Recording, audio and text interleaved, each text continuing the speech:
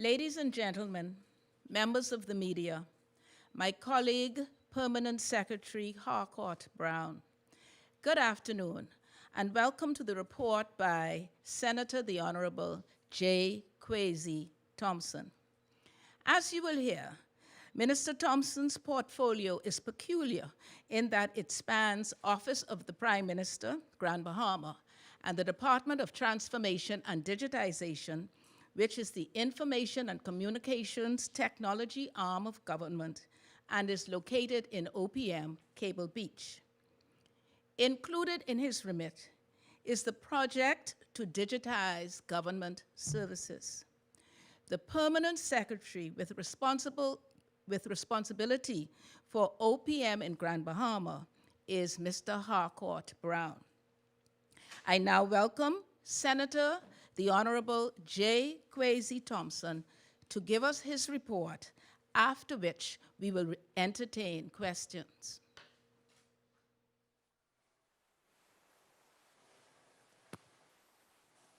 Thank you very much, Permanent Secretary Delancey. Ladies and gentlemen, and members of the media, pleasant good afternoon. I wish to first thank God, not just for the privilege to serve, but to serve in such a time as this. It has been a humbling experience to lead during and in the aftermath of the most destructive storm in our history and the worst pandemic of our lifetime. But it has been said that the only difference between stumbling blocks and stepping stones is the way you use them. I want to also thank the Prime Minister for reappointing me to the Cabinet with responsibilities for Grand Bahama, electronic communications, and e-commerce.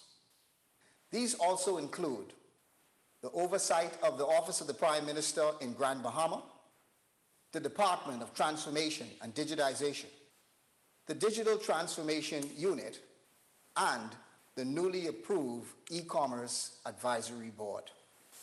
I also want to thank both permanent secretaries, that is Elise Delancey, as well as Harcourt Brown, and the entire staff that resides in New Providence and the staff in Grand Bahama for their dedicated service.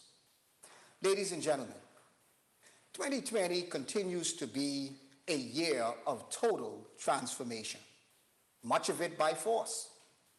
The Bahamas is no different from many countries around the world managing the impact of the COVID-19 pandemic.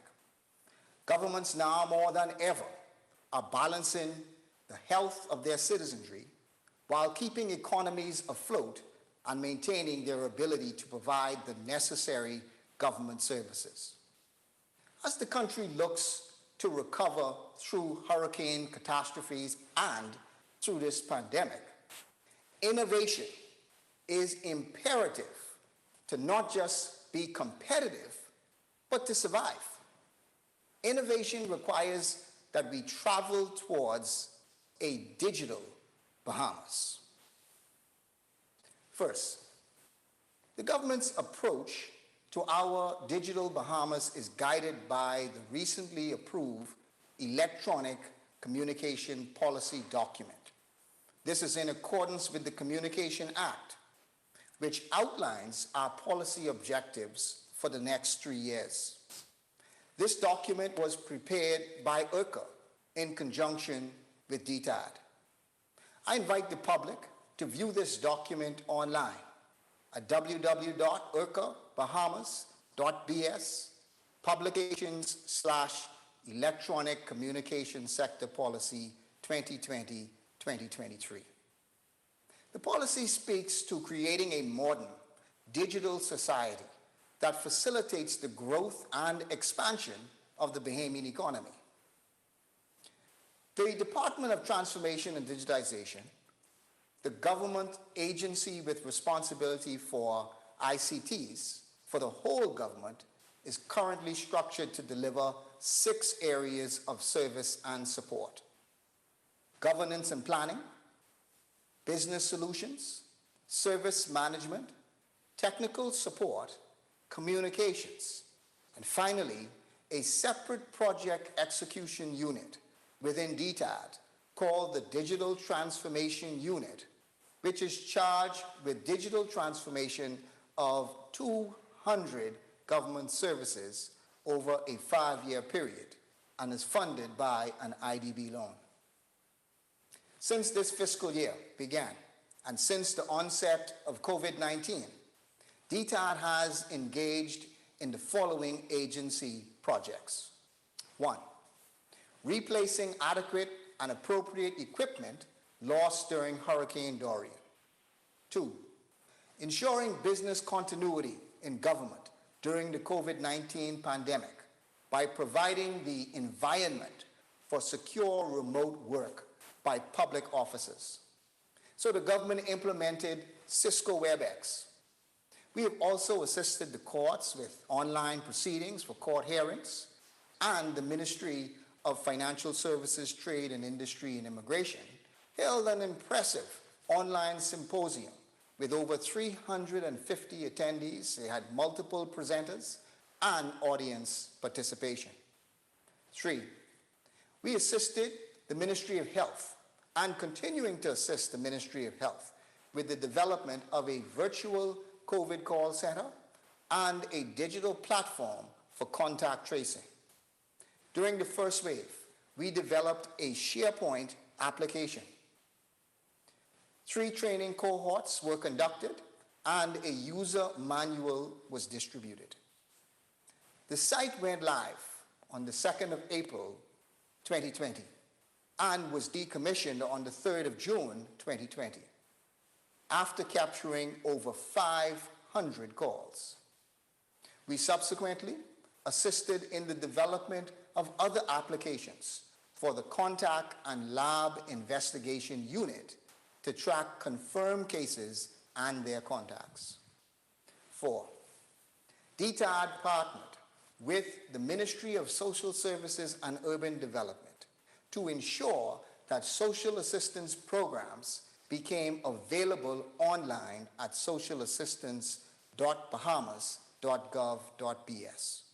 2 of these have already been launched. That is the Food Emergency Plan and the Food Disaster Plan.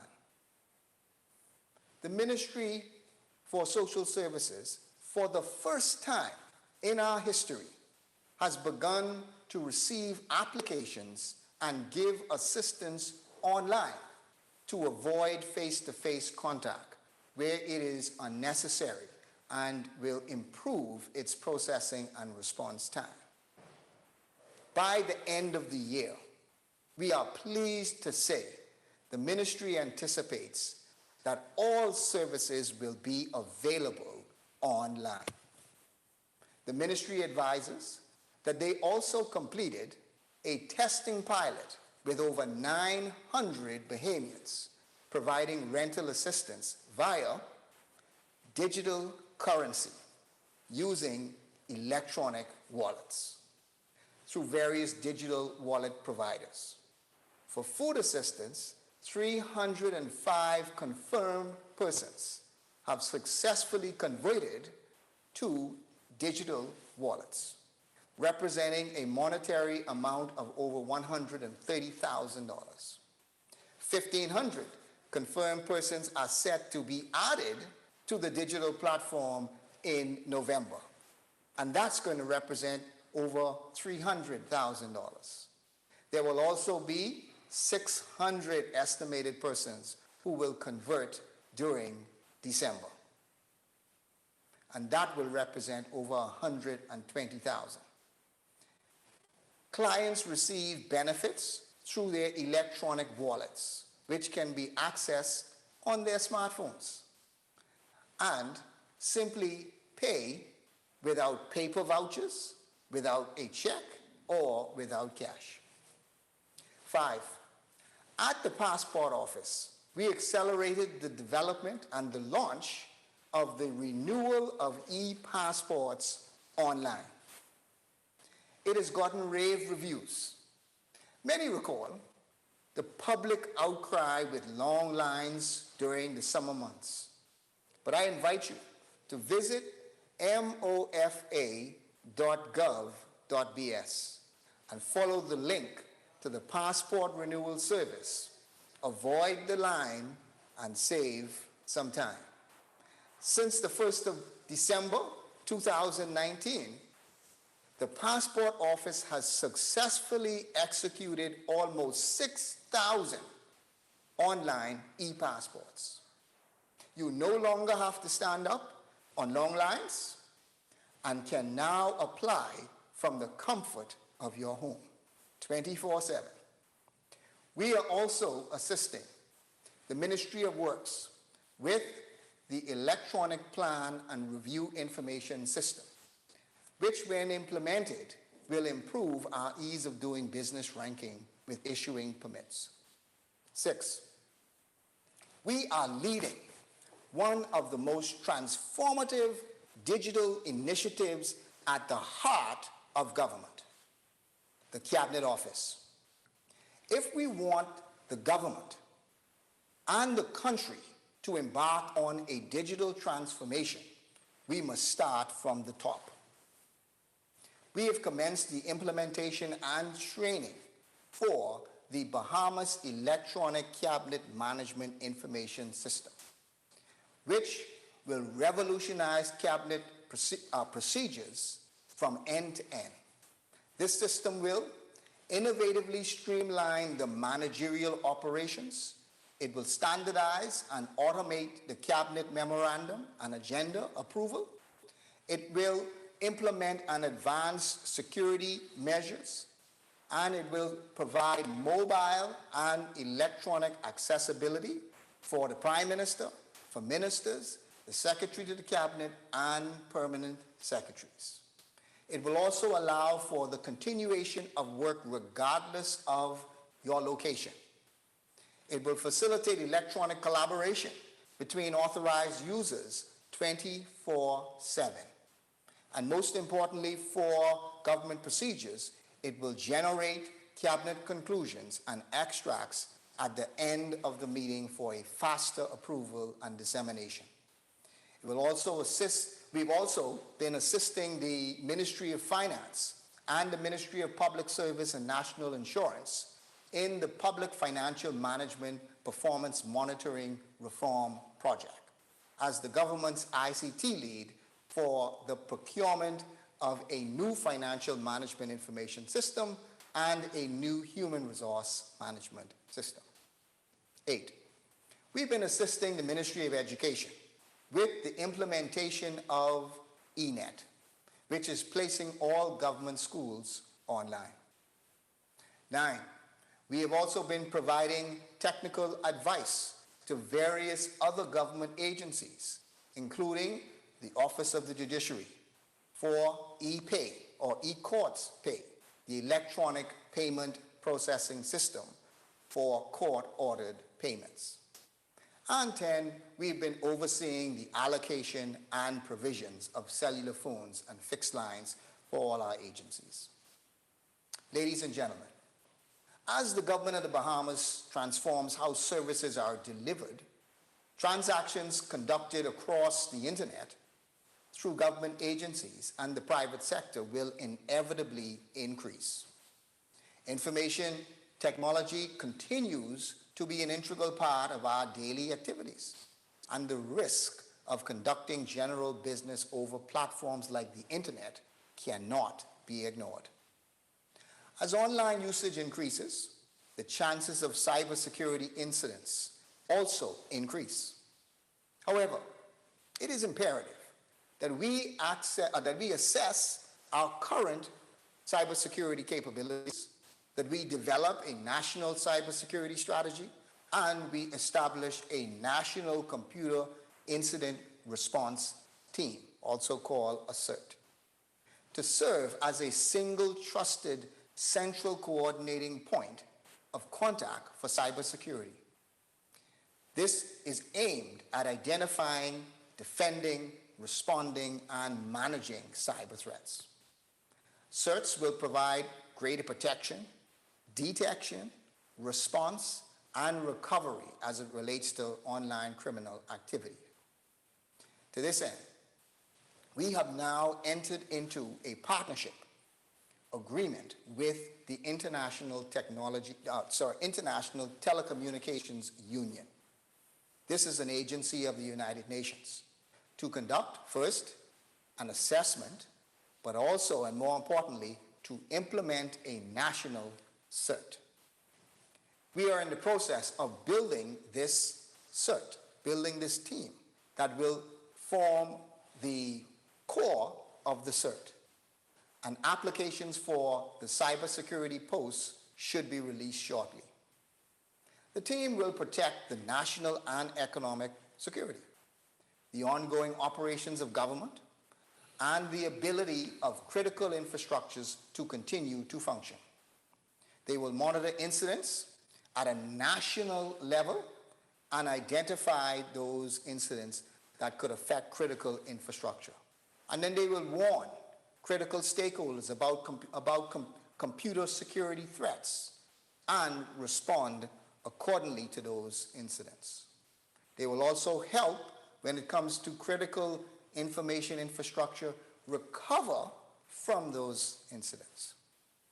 All of these projects are being done in addition to the routine work of providing desktops, laptop equipment, copiers, and other communication equipment for all our agencies. Ladies and gentlemen, the Digital Transformation Unit within DTAD is working towards implementing 200 additional government online services on a single-use platform where persons can interact with a large cross-section of government ministries, departments, and agencies in the most effective way possible. Yes, we literally want to put the entire government at your fingertips. This means less time traveling to government offices, less time online. This means doing business with the government from the comfort of your home or smartphones. The ultimate goal of the integrated system is to make it faster and less expensive for citizens and residents, and those wishing to do business with the Bahamas to access government services, as well as to improve government revenue. Achieving this goal requires a significant amount of work across multiple agencies. The work will not happen overnight, but as the past year has demonstrated, the world can change overnight. This investment in technology will allow a greater access to services throughout the Commonwealth of the Bahamas. To this end, the Digital Transformation Unit, or DTU, has built, and I emphasize, has built, and is currently executing a 12-week pilot project and testing the processing of the first 4 online services on this single platform. To be clear, the interoperability platform allows agencies to digitally communicate and allows those users' information to be verified across the platform without the public having to move from agency to agency, picking up paper documents to carry from one agency to the next. The initial services being tested: an application for a certified copy of a birth certificate, an application for a certified copy of your death certificate, and a certified copy of your marriage certificate application. We want to also say that we are doing a driver's license online application, and we want to show you this video. Welcome to our Government of the Bahamas online portal, and today we will be sharing some quick, easy steps for requesting government services online. We will start with requesting renewal of driver's license certificate.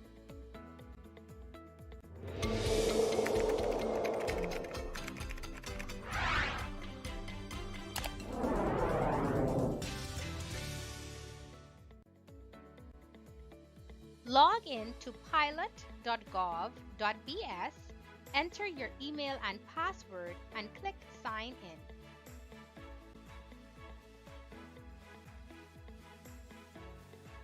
Enter OPT PIN number sent via email and select Enter.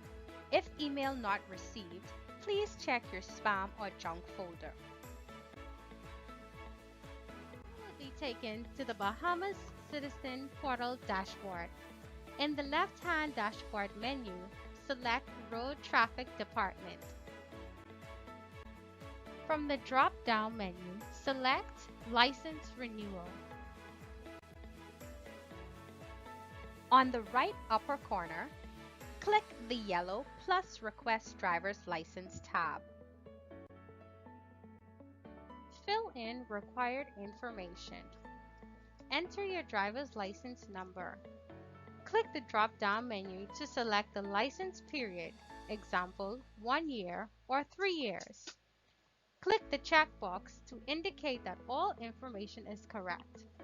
Then click the Next button at the bottom right of the screen.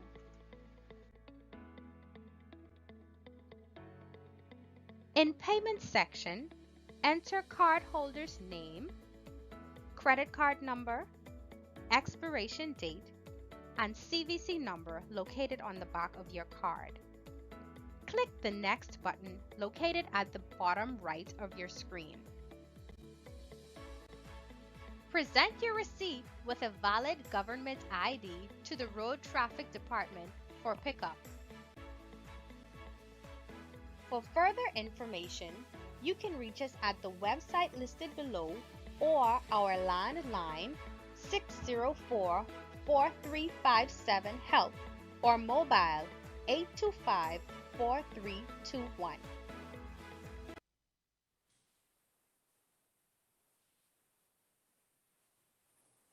We have also built and currently testing additional online applications to be added. For example, not just the vehicle or not just your license, but we are also working on vehicle registration renewal and several other road traffic applications.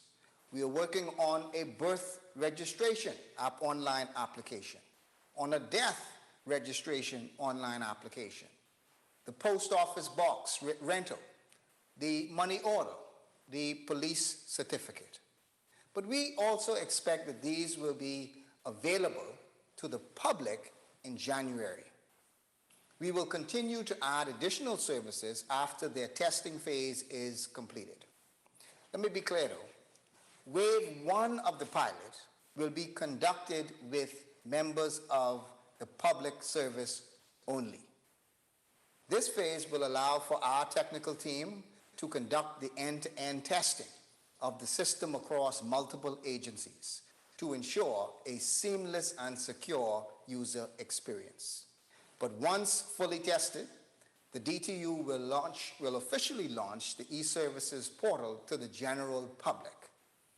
Key features of this online experience for applicants will include the ability for specific government services to be able to be used 24 hours a day, 7 days a week. Persons also will be able to pay for those services online using a debit and credit card. They will also receive email notifications when the documents are ready for collection or when the service has been completed.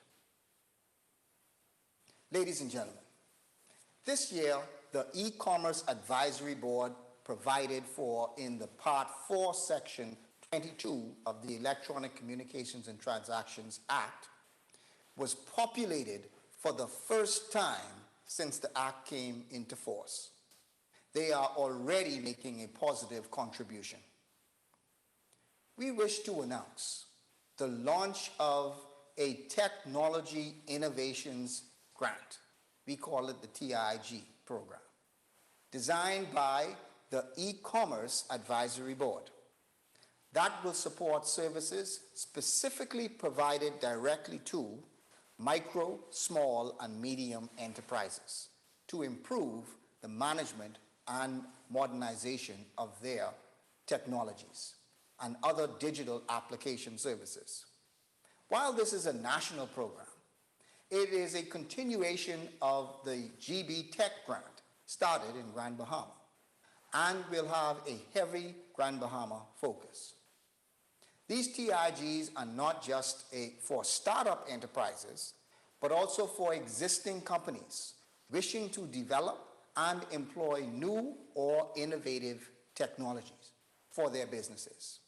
The grant funding is $2,500.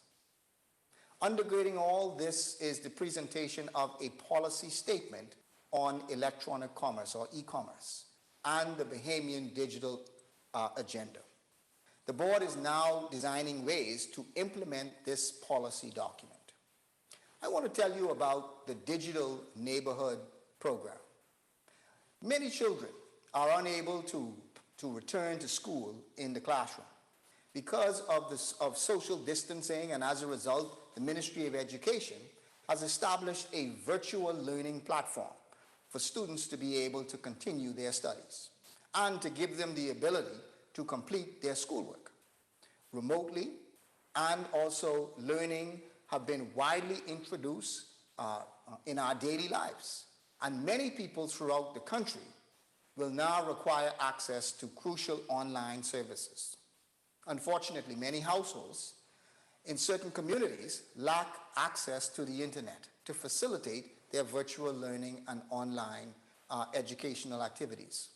So the Digital Neighborhood Program is presently being coordinated in partnership with licensed telecoms, the Ministry of Education, the Department of Transformation and Digitization, and the Department of Social Services. The program will seek to bring free Wi-Fi and internet access to certain communities and neighborhoods and other open spaces throughout the country to allow the unserved communities of the Bahamas an opportunity to access the internet, to allow school children the opportunity to conduct their schoolwork and other social projects online. We will be seeing more about this program in the coming weeks. I also want to tell you about some other government initiatives, and we want to highlight them and commend them for their activities. So we see the DRA,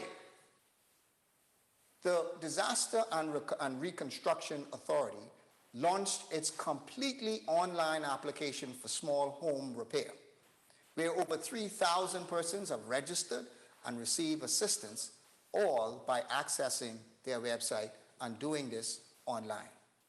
We also see in the food assistance, the National Food Distribution Task Force allowed online applications for persons who are in need. And they were able to access this, again, completely online at feedbahamas.com. Cryptocurrency. The government's recent passage of the Digital Assets and Digital Assets Service Providers Bill in the House of Assembly creates regulation for a brand new industry in the Bahamas dealing with cryptocurrency and other digital assets. This now allows the Bahamas to market itself to this new industry, which brings us new opportunities. We also want to congratulate and commend the Central Bank.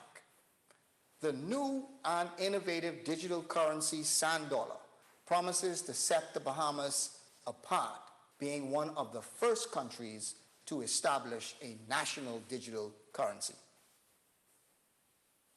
Ladies and gentlemen, members of the media, I am excited and positive about a new digital Bahamas, and I invite you to join with us as we connect government to the people. I now turn to Grand Bahama.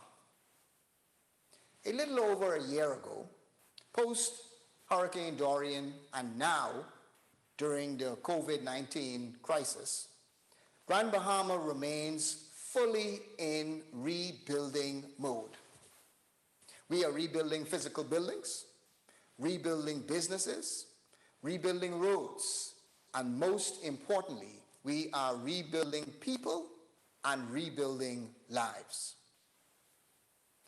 I would be remiss, though, if I did not take an opportunity to applaud the doctors, the nurses, the police, and other frontline workers in our community, in particular in Grand Bahama. The COVID-19 task force is headed by Dr. Greg Bartlett, and we want to say thank you to Dr. Bartlett and his team for the hard work and the continued dedication. I must also commend the efforts of residents of Grand Bahama for your discipline and responsibility. But it is also important that we acknowledge that we are still fighting the pandemic and must collectively do our part to keep the numbers down. We must not let our guards down. One of the major ways the government set out to offer assistance to combat the challenges presented by COVID-19 was the creation of the National Food Distribution Task Force, and subsequently, the Grand Bahama Food Distribution Task Force, or Feed Grand Bahama. This initiative was launched in the vision of the Prime Minister to ensure that we provide food security for as many as possible in light of our challenges. In total, 35,981 food vouchers were distributed across Grand Bahama during the first phase of the project or the program, which recently was concluded in October 31st. This number represents some 6,690 homes that received assistance.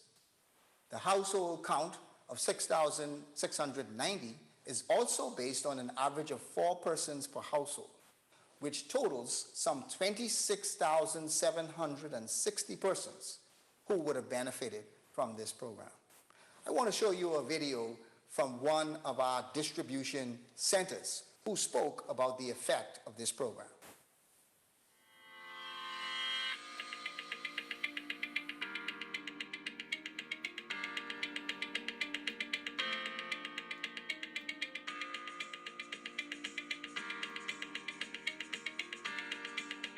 Every day from Monday to Friday, we have about 40 to 50 persons come here every day looking for their coupons every day at the Reach Out Community Center. I am so grateful for the government for choosing Reach Out Youth Organization as one of the organizations to distribute the vouchers here in Grand Bahama. I could see the impact when folks come for their vouchers. You could see the joy in their face, saying how much they are so grateful, saying thank you so much. So I am one of those persons. This is what we do here at Reach Out, and anything to help families. I think this is one of the greatest initiatives the government could ever think about. Normally, when folks don't have a voucher, we still assist them, but we always wanted to be a part of anything to help families. And I think what the government did when they chose us, it enhanced us because it helped us to help more people. People understand the magnitude of this program. If we don't have this program, we'll have more people going to bed hungry. This is a great initiative. I am a component of it. I endorse it 100%.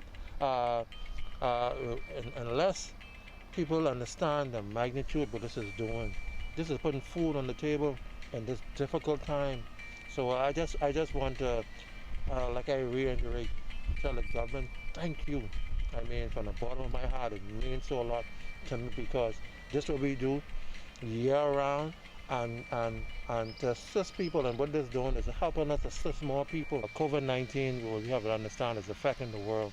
It's not only just Grand Bahama. So I just want them to know just to hold on to God. God sees their pain. God understands the challenges. I think the government understands our challenges also. So I just want everyone just to hold on, stay safe, wear your mask, wash your hands. But one person will never leave us nor forsake us as Jesus. So at this time, a lot of families are not working. A lot of people might fall into depression, but I just want them to know uh, God is here. He is a one person, like I said, will never leave you nor forsake you. So hold on. We are Grand Bahama strong. We went through Dorian. We still made it. We went through Matthew. We still made it. So COVID-19 came here to slow us down a bit, but COVID-19 can't destroy us.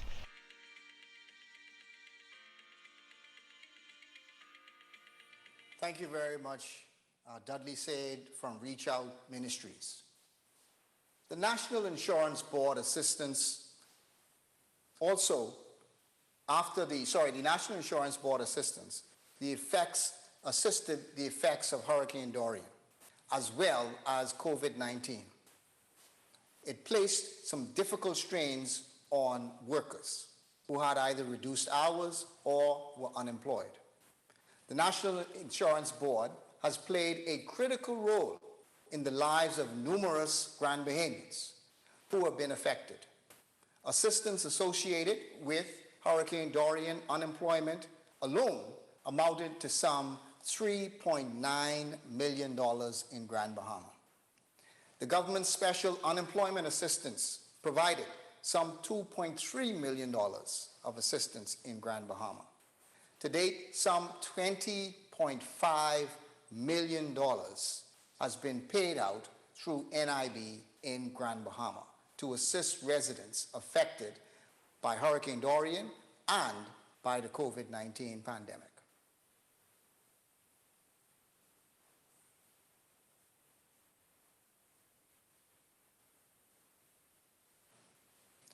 The Department of Social Services and also continues to work feverishly through the COVID-19 pandemic. We also saw the special Grand Bahama Recovery Zone concessions in an effort to provide continued relief and empowerment to the communities of Grand Bahama and Abaco. The government made the decision to extend these concessions, such as VAT exemptions, through the end of 2020 to assist residents as they work to rebuild their lives, and to assist business owners, particularly in the construction field, enabling them to capitalize on construction needs on the island. I want to talk a little bit about the Rand Memorial Hospital rebuild. Following the passage of Hurricane Dorian, several government structures suffered damage and are now in the process of being restored. One of the most crucial structures that required a major rebuilding effort was the Rand Memorial Hospital. Construction workers have been working tirelessly to complete rebuilding of the hospital. The Prime Minister also announced that $21 million would be allocated for the Rand Memorial Hospital. The hospital will begin to have some normalcy by late November, early December. The kitchen cafeteria, as you see here, building has been substantially completed with furniture and is being utilized while the cafeteria is about 90% completed.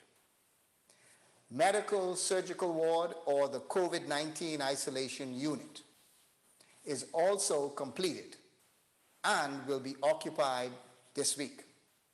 Each room can occupy up to 2 patients, is fully furnished with beds, tables, and equipped with oxygen outlets in the event a person requires them. This will also have a total of 7 more beds for COVID patients. There's been much development in the main hospital section building also. The main corridors, the pharmacy, the foyer, the pediatrics area will be ready for occupancy within the next 2 weeks. The main hospital entrance will also include a new portico, which is now ready for paving. Arriving patients will have access to be dropped off directly at the front door and protected from inclement weather. And anyone who is in Grand Bahama would know the challenges that we used to have getting into the front door with parking and so on. Some highlights of the new hospital rebuild: a new isolation center, a new pharmacy, a new pediatric ward, new ICU, new surgical ward, and new medical ward. Approximately 150 Bahamians are involved in the reconstruction of the Rand Memorial Hospital. While this will not give us a new hospital, it most certainly will give us a brand new Rand Memorial Hospital. I also want you to take a look at this video that shows us the hospital rebuild in detail.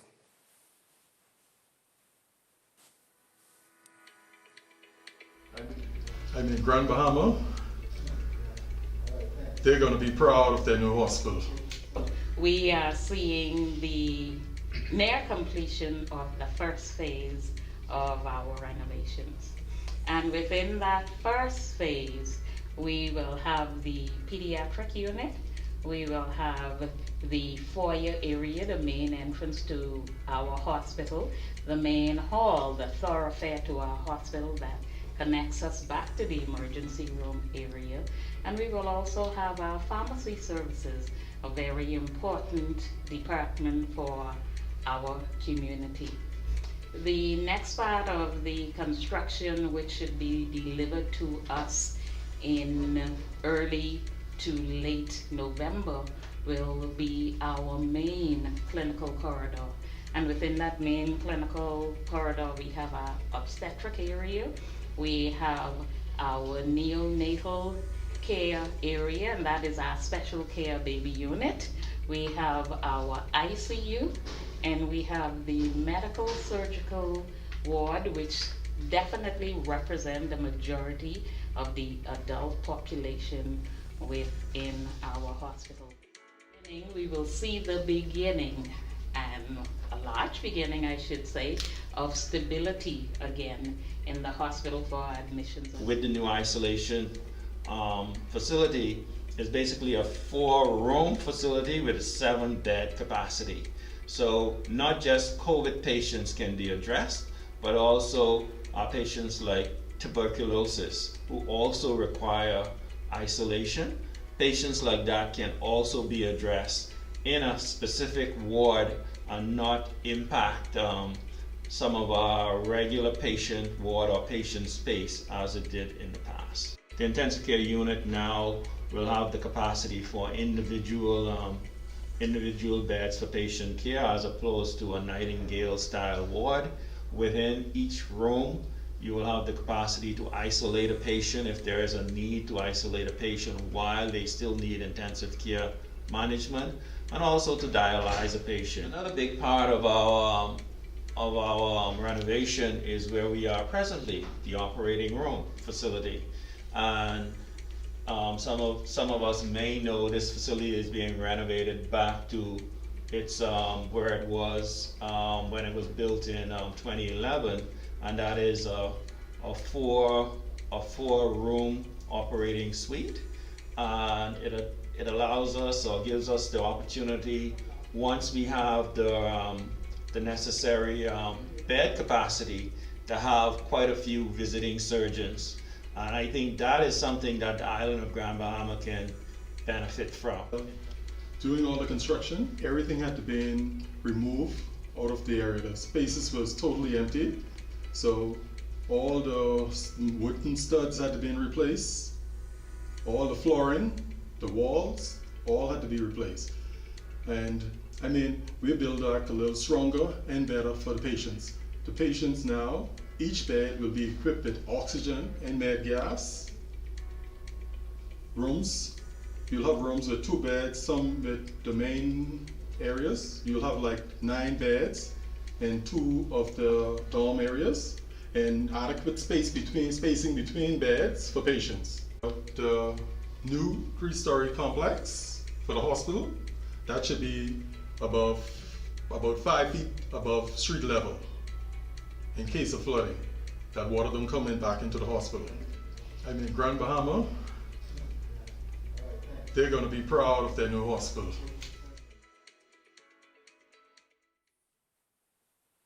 Thank you. And that video would have been taken some time ago, so the progress has even progressed even further since then.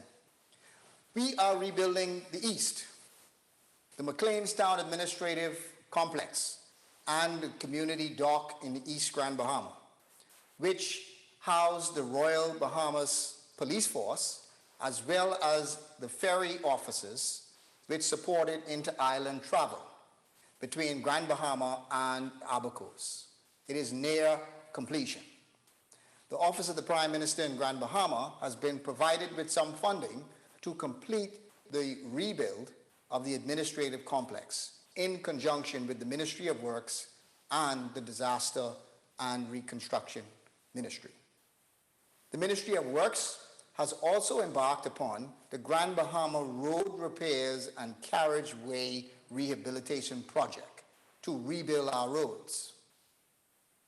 War Construction continues and has been engaged to carry out work and continue to do so during the COVID-19 emergency orders. Their road work patching team progressed steadily and expeditiously throughout the West Grand Bahama District. That includes both Central Grand Bahama and West Grand Bahama and Bimini constituencies. Reconstruction also of approximately 8 miles of road in the East and Central Grand Bahama also will be done by War Construction and supervised by the Ministry of Works. This project will be about a $6.1 million project. The Freeport Post Office project. Masako Investments has been awarded a $2.8 million contract and has already commenced work to carry out major renovations, including a complete new roof repair, installing of hurricane impact windows and doors, and other major works. The project we expect to be completed in 9 months and will employ some 50 persons. The Department of Agriculture building renovation project.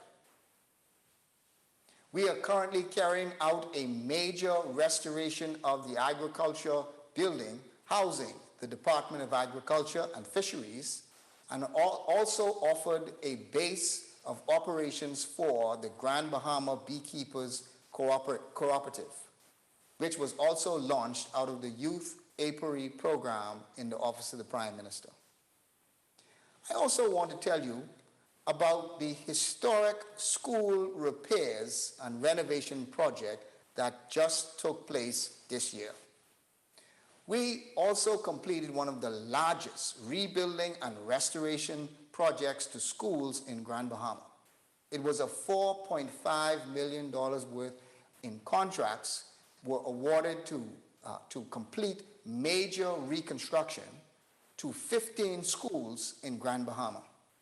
The Ministry of Education, the Ministry of Disaster Preparedness Management and Reconstruction, as well as the Office of the Prime Minister, jointly coordinated this project and employed some 150 Bahamians in this project. Just take a look at this.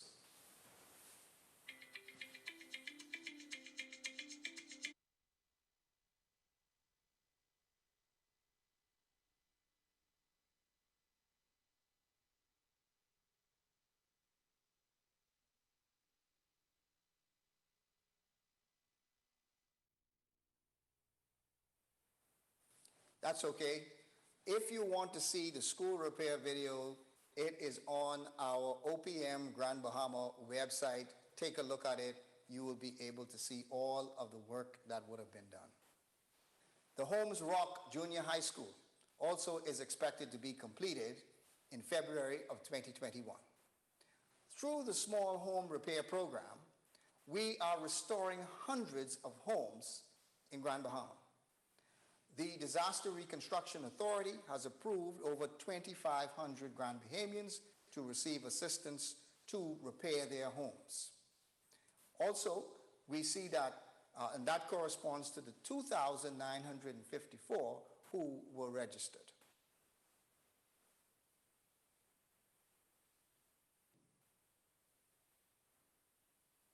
Grand Bahama Airport. The government is continuing the discussions with Hutchison Ports along with the Grand Bahama Port Authority with a view to coming to an agreement on the way forward for the rebuilding of our airport. In the interim, a temporary structure is indeed open and is fully functional, operating regular daily international and domestic flights. However, in addition to the existing facility, which is now open, work continues to proceed on the expansion of the temporary facility. This new facility is 8,500 square feet, which adds to the existing 8,200 square feet facility. Once completed, there will be 350 seats in total in the facility. It will have a new combined custom and immigration department, and it will be able to accommodate 300 to 400 passengers per hour. It is now currently 85% completed. The airport will require, and I want to say this, the airport will require a long-term sustainable rebuilding plan. It has been destroyed by hurricanes several times. The airport has been rebuilt 3 times in the last 7 years, which signifies that a larger plan must be put in place. However, even as we work towards the final product, we will indeed continue to move forward with completing that airport. The Holistic Project, or the Royal Caribbean Project. This was signed in March of this year, just before COVID. Holistica signed a heads of agreement and an agreement for sale for the Grand Lucaya with the government for a massive development which was spanning 2 properties. Holistica remains committed to the project. Although it will be delayed due to COVID and Hurricane Dorian, we are currently reviewing their post-COVID-19 development plans and hope to fully turn over the hotel property before the end of this year. Carnival Project.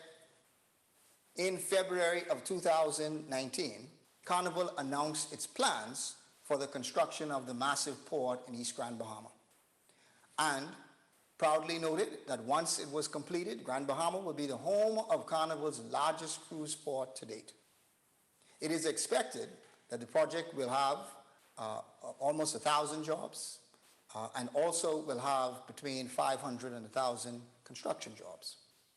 The Carnival project is in the permitting stage, and we await Carnival's post-COVID plans. Our Tech Hub plans. To this end, the government in October executed a memorandum of understanding with Cisco Systems. The MOU, amongst other matters, stated that Cisco will assist the government to develop a strategy for an innovation center. And we expect that that innovation center will be done in partnership with the College of the Bahamas Northern Campus. Cisco will also facilitate the best practices and technical guidance in order to assist us in building an ICT hub. They will also help us with domestic and international marketing campaigns to best position Grand Bahama as an ICT hub.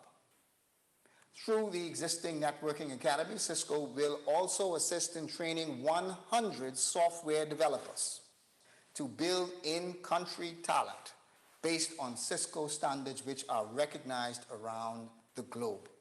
Also, those participants can access Cisco Talent Bridge and their Talent Bridge platform in order to identify possible job openings on Cisco and some of its partners.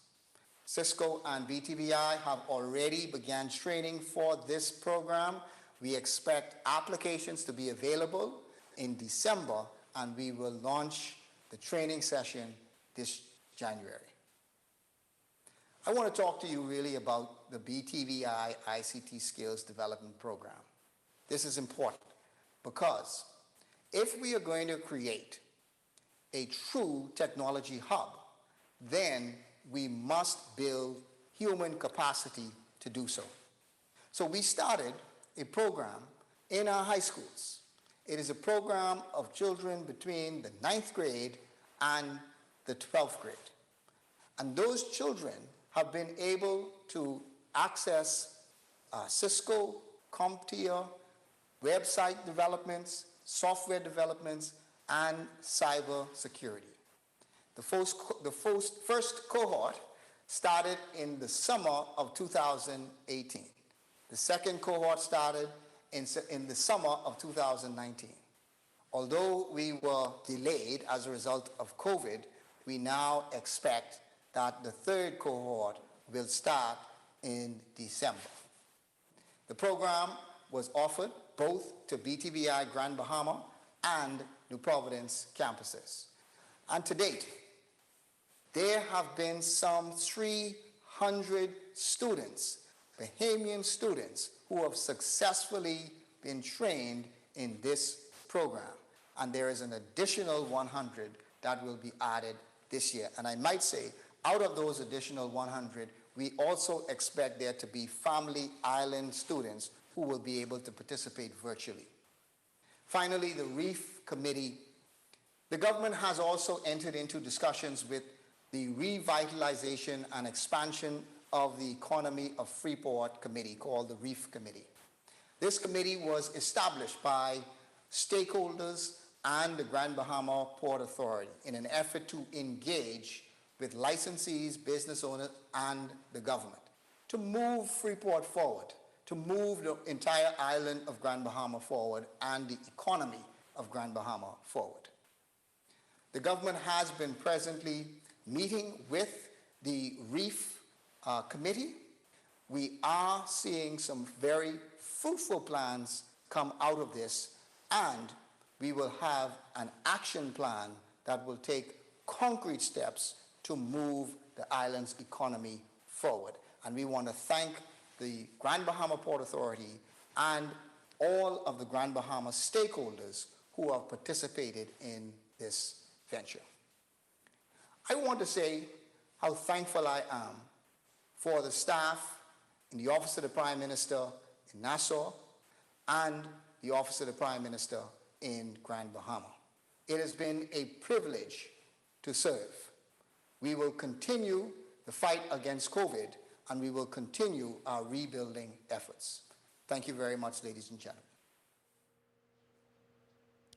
Thank you, Minister. We will now entertain questions from the media. I'd like to begin with Mr. Matthew Moxie from Eyewitness News. Mr. Moxie? Yes, good afternoon. Minister Thompson, the Prime Minister recently announced that Grand Bahama is of concern, and according to the latest dashboard, that island recorded, I think, the highest amount of cases at last report for a single day. Are you concerned at all about this, and do you believe tighter measures are required to curb the spike in cases we are seeing on Grand Bahama? So, Mr. Moxie, I want to thank you for your most important question about COVID. The last dashboard did indicate an increase of cases or daily cases in Grand Bahama. I've recently spoken to the head of our COVID task force, Dr. Bartlett, on this very same issue. And they are doing their contact tracing. They are also doing all of the on-the-ground investigation to see the source of this recent spike. They will provide the necessary recommendations. And once they provide the necessary recommendations, it will be provided to the cabinet. a decision will be taken, and the competent authority will then make the final decision after consultations with and recommendations from the medical team and cabinet, and then those decisions would be made.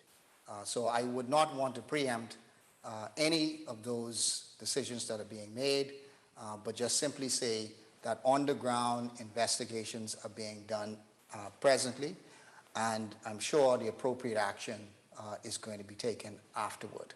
But I do want to say, and use this as an opportunity, and thank you for allowing me the opportunity to do so, to just remind Grand Bahamians that we are still in the middle of this fight, and that we must continue to be vigilant, avoid large crowds, be careful when you are at work, adhere to all of the health protocols, continue to wear your mask everywhere you go in public. And we want you to take care of yourselves and take care of your family. Thank you. Thank you, Mr. Moxie. Just before you go to your second question, I'd like to remind, I'd like to make members of the media aware that the acting director for the department, Carol Roach, is also on the line, as is our ICT specialist, Christy Powell, in the event that you have questions for them. And now, Mr. Moxie, your second question, please. Yes, my second question is also for the minister. With this shift now to e-governance, can we see a reduction in the staff needed in the civil service? Thank you again. And that's, again, a very, very good question, Mr. Moxie. I'll make a comment, and then I'll also ask for the Permanent Secretary, Ms. Elise Delancey, also to make a comment on this, because this is a topic really that has been talked about a lot. Short answer is no. The short answer is that the public service is going to be retrained when it comes to these particular items, when it comes to the digital transformation of a sector. And so what we have seen also in the experience is either those existing public servants have been trained to utilize the new system, or they are moved from one place to another place where they are most needed and where their skills can be used and utilized in the other location. But we do not expect that, given the digital transformation that we are going through, that there's going to be any layoffs or any terminations. I can only concur with the minister. We have promised Prime Minister in this that there will be no reduction in staff. What we have said, however, is that there will be new job roles for staff as we move along. We've seen a report from a well-known university in the States that says 44% of the jobs that we now know will not be available in the next 25 years. That does not mean that the people will go. It means that persons must be willing in this new dispensation to learn new jobs, to learn new skills as we move into a new and digital Bahamas. So with that now, I'd like to invite Ms. Gillian Gray from Our News to ask her first question. Good afternoon. My question is for the minister. I would just like an update on the Grand Bahama Airport. Basically, renovations, upgrades that has been done to Grand Bahamas Airport, as well as the government's purchasing of that airport, and a timeline as to when we can see that closed. Thank you very much, Ms. Gray. I could just go back and read the portion, but as I said, we are continuing the negotiations with Hutchison Ports. Those we are in meetings with them on a regular basis. There's a number of things in that transaction that has to be completed. We have completed some, and we are continuing with others. At present, as I indicated, there is a temporary facility that is open. They are receiving international and domestic flights. There is a extension to that facility. There were photographs that were shown about that extension. That extension is larger than what is presently there. It will expand the seating area. It will expand the customs and the immigration area. It will have refreshments. It will have additional restrooms. It should be able to accommodate, we are advised, some 350 passengers being able to move at one time. And so the progression of that facility is continuing. But as we indicated, it requires a long-term plan. And that long-term plan has to speak to the resilience on that property. It requires us to look at where we build, how we rebuild, what we rebuild, because we've rebuilt that airport 3 times in 7 years. And so I don't know of anybody who would say it makes sense for us to build the same thing that was there before. And so that's we are about to embark upon that study, and we are continuing to move ahead with the negotiations. So thank you. Thank you, Ms. Gray, and thank you, Minister. And your second question, Ms. Gray? My second question would just be about the Equinor oil spill. That oil spill, I spoke to some environmentalists earlier this week, and they said that only 10% of that has been cleaned up, and we are a year from out from Dorian. And so, just concerned for the water table, for the environment, plants, animals that are in that area, especially now that and the government has allowed BPC to go ahead with oil drilling. So, there are lots of concerns going on here, but specifically, if you could just speak to the Equinor oil spill. Sure. I understand your question, and for East End residents, it is an important question. Equinor has been engaged in the cleanup from recently after the storm. So they've been engaged in this cleanup for some time.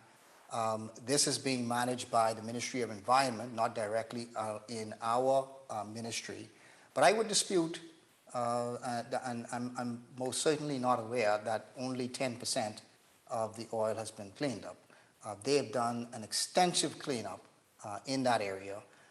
And I can recall also the Minister for Environment who spoke to the destruction in the area and the necessity to have it cleaned up. We also want to commend the Ministry of Environment for passing the new Environmental Protection Act, because that actually strengthens the government's ability in ensuring that any future cleanups that would have to happen, that they can be done in a speedy way, and that we can hold anyone who is responsible accountable. This also gives me an opportunity to speak to the recent oil spills, or recent oil dumping that has taken place in Grand Bahama. There have been 2 incidents that have been found in Grand Bahama. And I will say that the first one that was found, there have been persons who have been brought before the court for these incidents. We cannot say a whole lot more with respect to the first one or the second one, because they are currently under police investigation. And the police have taken this so serious that they have put together a complete task force to deal with these incidents and any further incidents. And so I also want to commend Mr. Greenslade, who's the officer in charge here in Grand Bahama, also Ms. Pinder, who is the officer who is leading that task force, and we hope to have some very fruitful results. But thank you for your question. Thank you, Ms. Gray. We'll now go on to Ms. Tyler Simonet from JCN and to her first question, please.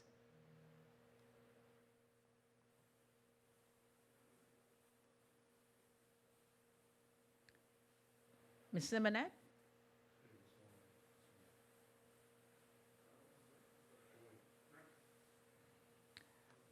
Okay, we'll go on to Mrs. Karen Bain from Global Radio in Freeport with her first question.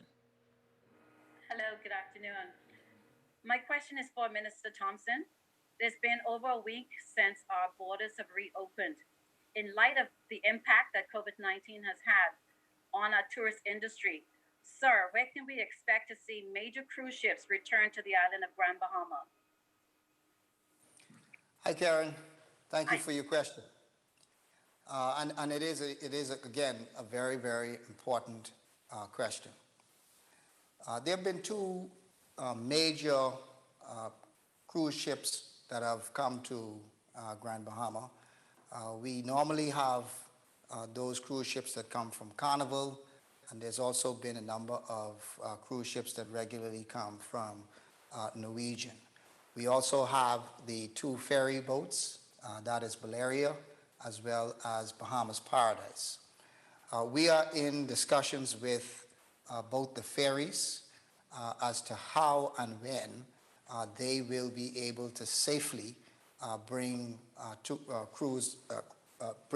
tourists and residents back to Grand Bahama.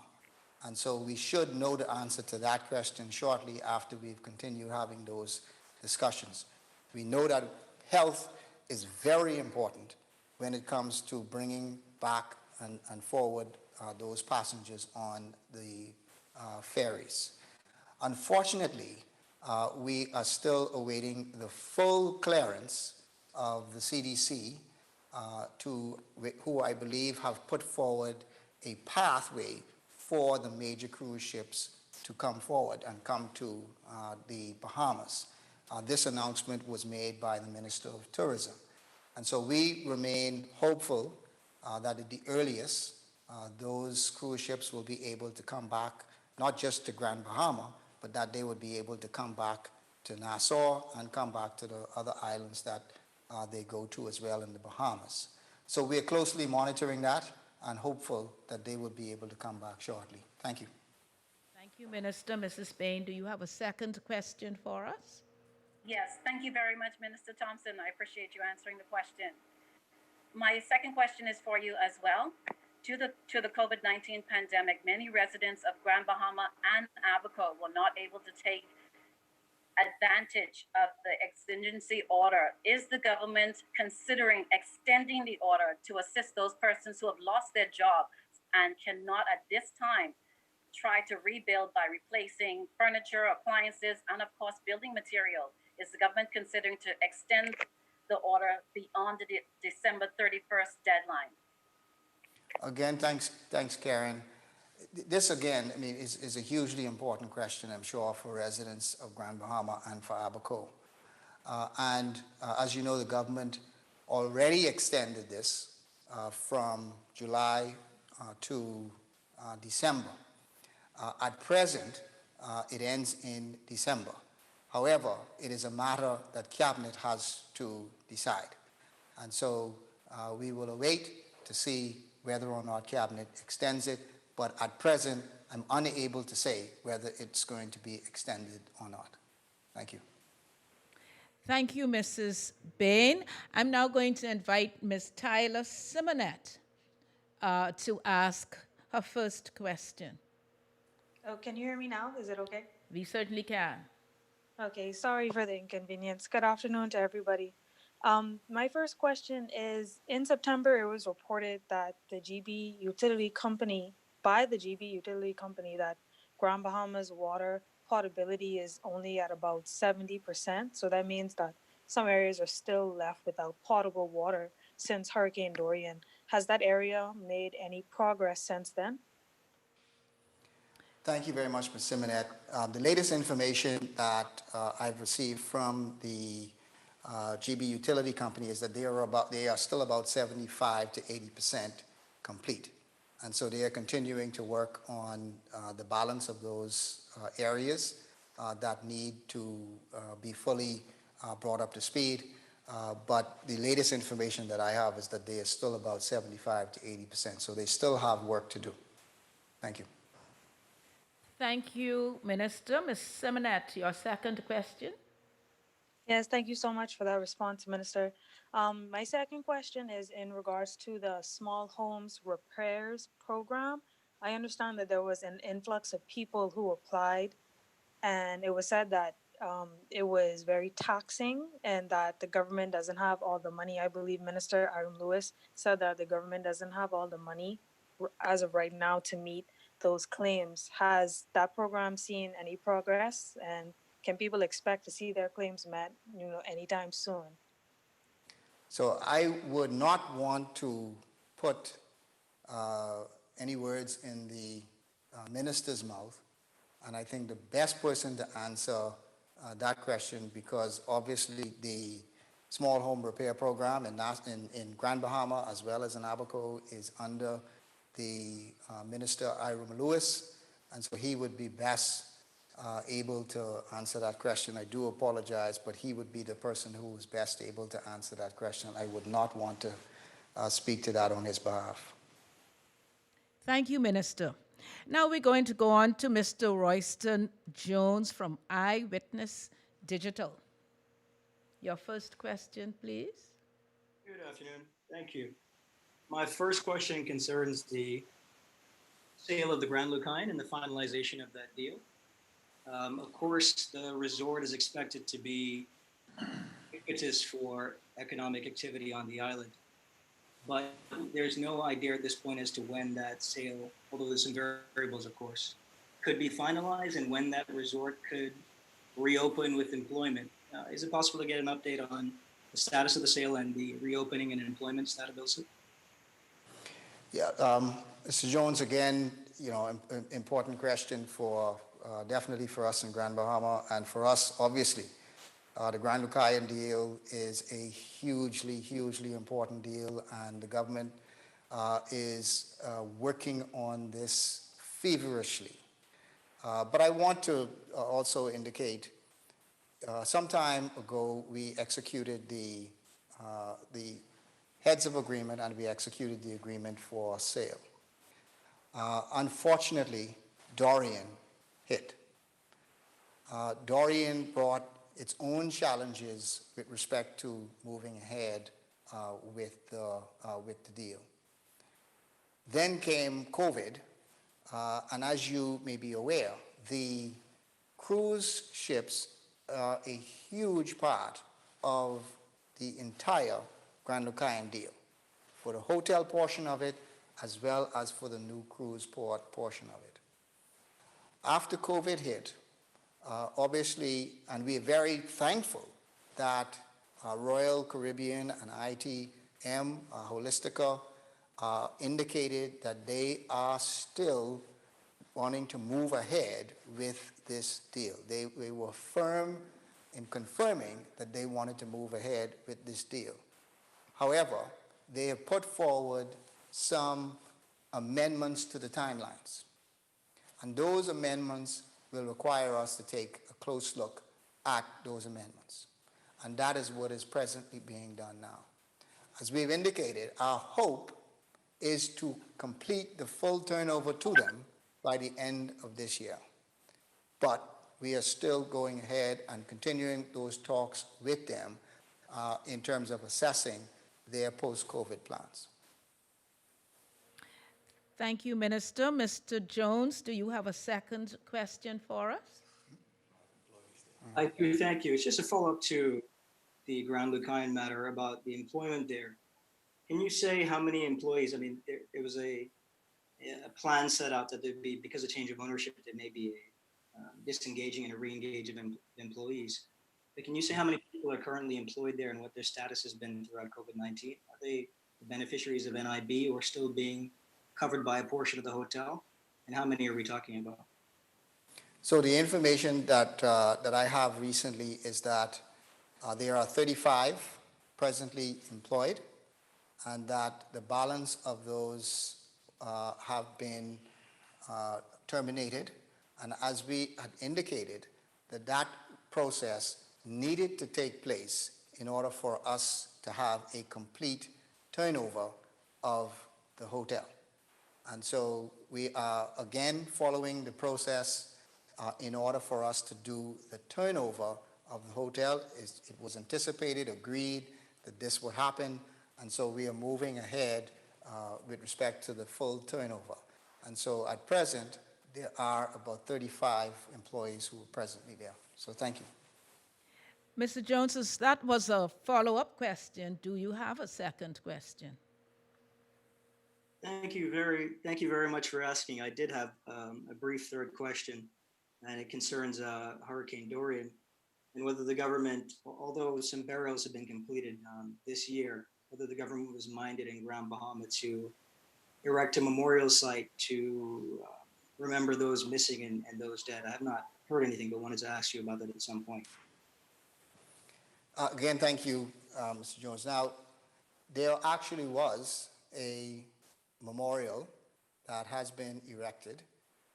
It was erected by the Grand Bahama Port Authority, and it was erected at the foot of the East End Bridge.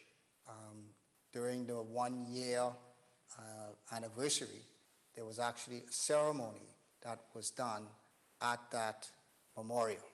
And we had, it was led by our Deputy Prime Minister, and we also had members of those persons who lost their loved ones also represented there as well. So there is a memorial that has been erected. It was erected by the Grand Bahama Port Authority. And I could not tell you of any plans with respect to any further memorial sites that are going to be erected. Thank you, Minister. From the Tribune, we invite Ms. Denise Maycock to ask her first question. Hi, good afternoon, everyone. I just wanted to go back to the illegal oil dumping incidents. We already have issues in terms of our potable water in Grand Bahama, and the local activists seems to think, not activists, environmentalists, seems to think that the government has dropped the ball in terms of monitoring large companies and their disposal of used oil. Mr. Thompson, does the government have such monitoring in place for large companies? And can you tell us the procedures? Can you tell us those procedures? Thank you very much, Denise. What I can tell you is that the government passed the new Environmental Protection Act. And the new Environmental Protection Act has the most sweeping powers and monitoring provisions that we've ever seen in the history of the country. We have, and I can also tell you that this is an issue that is presently under discussion with the government and the reef team as well. As you may be aware, it has historically been the case that the Grand Bahama Port Authority has had the responsibility for environmental issues in the Freeport area and have been assisting also with environmental matters, not just in the Freeport area, but also assisting with environmental matters throughout the island. And so we are presently in discussions, and that is the Ministry of Environment, the Office of the Prime Minister, and the Grand Bahama Port Authority and the Reef Committee on how we can address that very same question with respect to the large industrial companies and ensuring that we put in place all of the necessary protections. But I would not want to connect the incidents with the recent oil dumping and any of the industrial companies. That is a police matter, and so I would not want my answer in any way to affect the future of the police investigations. And so we trust that the police will continue their investigations and will, once the investigation is completed, whoever is responsible, that they will be brought before the law and brought before the courts. Thank you. Thank you, Minister. Ms. Maycock, you're invited to ask your second question. Sure. With Grand Bahama in such an economic predicament or challenges, I know the government had also maybe talked about projects like Oban and also, I guess, the Royal Oasis and the Xanadu properties. I mean, can you tell us whether or not the government will be considering that and seeing that we have such high unemployment now in Grand Bahama and the economy is really down right now? So the Prime Minister has indicated that, first of all, those projects that are on the drawing board, that we will do our best to expedite those projects. There are two that I could probably speak to say that we are continuing to work with them to move them forward from an approval stage to actually shovel in the ground. They are the West Atlantic Medical School that was recently approved, and they also gotten a heads of agreement that was signed. They are now moving ahead with the legal documents for their property and have indicated their desire to break ground and start construction before the end of the year, or as soon as they're able to complete those legal documents. That's a significant project in terms of the construction, and so we hope that we'll be able to move that project forward as well. We've been recently talking to a company called Clean Marine, who is presently operating a facility in the shipyard, and they are now looking at embarking upon a new project. And so we are working with them as well, and we expect that there's going to be some construction work as well as an expansion to their existing facility. And so we continue to work with potential developers. There are people who are calling us every day with respect to inquiries for developments in Grand Bahama. And so that's part of our role here in Freeport, is to continue to see them through those processes. And so we're going to continue to do that. Thank you. Thank you, Minister, and thank you, Ms. Maycock. I now invite Mrs. Christina Dragovich from our TV, to ask her first question. Good afternoon. Thank you. Minister, you'd mentioned the Committee for the Revitalization and Expansion of the Economy of Freeport, REEF. When will we learn which of those recommendations will be put into action? Thank you very much, Christina. I hope very soon. We are doing some extensive work with them, and we are meeting. One of the first projects that we were tackling with them was the same environmental issue, and we expect to have some very fruitful results of not just changes in policy, but we expect to have some fruitful results on the ground as to being able to see, feel, and touch some results as a result of what we are talking with them. We have met with them also with respect to the investment requirements for Grand Bahama, and how we along with the Port Authority can move the investment process along quicker, how we can remove stumbling blocks from these investors, and how we can get them approved in a much quicker way.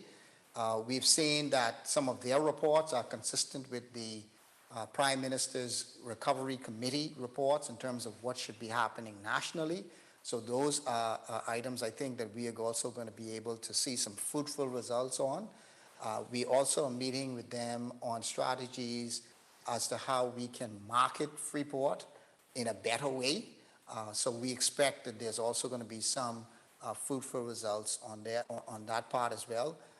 We've said from the beginning, we didn't want to just enter into talks to see another report. or to see another document that everybody just reads. But we want to see that at the end of the day, once we've completed the discussions and the talks with them, that there is a real action plan with timelines on what we are delivering and on what they are delivering. And we fully expect that that's going to happen. They have been fully engaged. They've been also excited by the engagement. I believe they see the fruitfulness in us having these discussions, and they also see the urgency upon which we need to act. Not just talk, and not just write a report, but they see the urgency on which we are going to act. So to answer your question, I hope we will see it as soon as possible. Thank you, Minister. Mrs. Dragovich, do you have a second question for us? Thank you very much. That's it for me. Ms. Jasper Ward from the Nassau Guardian, we invite you to ask your first question. Good afternoon. In its executive summary, the Economic Recovery Committee recommended that the government gradually devolve the rights, powers, and obligations presently held by the Grand Bahama Port Authority to a local authority comprised of current Grand Bahama Port Authority licensees, port group representatives, and central or local government representatives. Is this a consideration of the government? I note that the report would have said that this is something that would have high economic impact for the island. So again, thank you, Jasper. Yes, the report did indicate that, and as a result of what was indicated in the report, those are a part of the reef discussions in terms of the structure of the Grand Bahama Port Authority.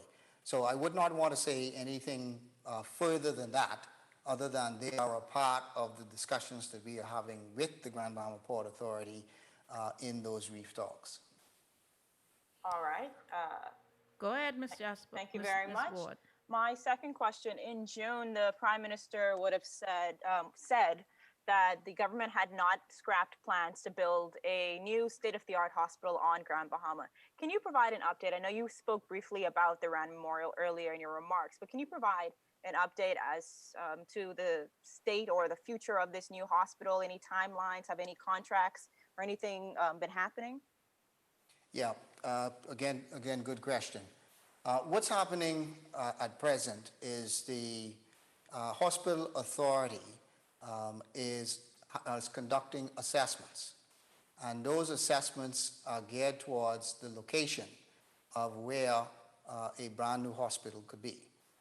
And as was indicated in the video, and I believe has been indicated publicly by some of the hospital officials, that a portion of land has been cleared on the side of the hospital, but there's also vacant land that is owned by the Public Hospital Authority.